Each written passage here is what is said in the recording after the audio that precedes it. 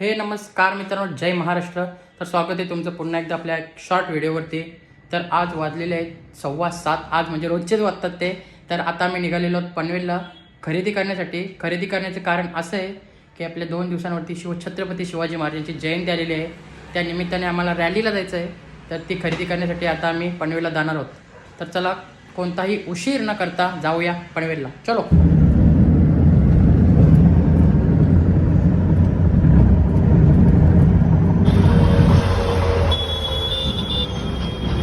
आता आम्ही आलेलो आहोत इकडे. बघू शकता तुम्ही, कुर्ता घ्यायला, कुर्ता पायजामा बघू शकता.